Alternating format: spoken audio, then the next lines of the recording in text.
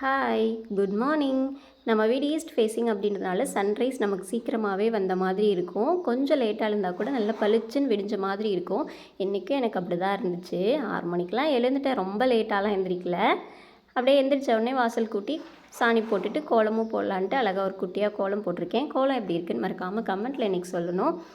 அதோட குக் பண்ண வந்தாச்சு. நம்ம வீட்டில் இன்றைக்கி முருங்கைக்காய் சாம்பார் தான். நான் பருப்பு எல்லாமே குக்கரில் வேக போட்டு தான் முருங்கைக்காய் கட் பண்ண ஸ்டார்ட் பண்ணிட்டேன். தக்காளி, வெங்காயம், சீரகம், பூண்டு எல்லாமே போட்டு வேக போட்டேன். முருங்கைக்காய் கட் பண்ணுறதுக்குள்ளேயும் பருப்பு விசில் வந்துருச்சு. ஒரு 4-5 விசில் விட்டோம் அப்படின்னா பருப்பு நல்லா வெந்துடும். அதுக்கப்புறமா அதில் இருக்கக்கூடிய தண்ணியை வடிச்சிட்டு பருப்பு கடைஞ்சிட்டு மீதி இருக்கக்கூடிய தண்ணியும் போட்டு நம்ம கட் பண்ணி வச்ச முருங்கைக்காவும் போட்டுடலாம். புளி முன்னாடியே போட்டோம் அப்படின்னா பருப்பு வேகாது இல்லையா, அதனால் புளி இப்போ தான் போடுறேன். பாருங்க, எங்கள் மாமியார் தேங்காய் கெட்டு போகக்கூடாதுன்னு உடச்சிட்டு உப்பில் போட்டிருக்காங்க. நம்மளும் அதிலே போட்டு வச்சுருவோம். மறுபடியும் முருங்கைக்காய் வேகிறதுக்காக ஒரு விசில் விட்டுடலாம். முருங்கைக்காய் வெந்ததுக்கப்புறமா தாளிப்பு வடகம் போட்டு தாளிச்சிட்டோம் அப்படின்னா சூப்பராக சாம்பார் ரெடி ஆகிடுச்சு. அதோட அப்படியே ப்ளவுஸ் தைக்கணும்னு சொன்னேன் இல்லையா, சரி தைக்கலான்ட்டு வந்துட்டேன்.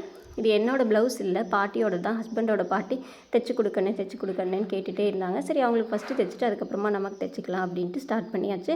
வீடியோ பிடிச்சிருந்தா லைக் பண்ணி சப்ஸ்கிரைப் பண்ணுங்கள். தேங்க்ஸ் ஃபார் வாட்சிங்.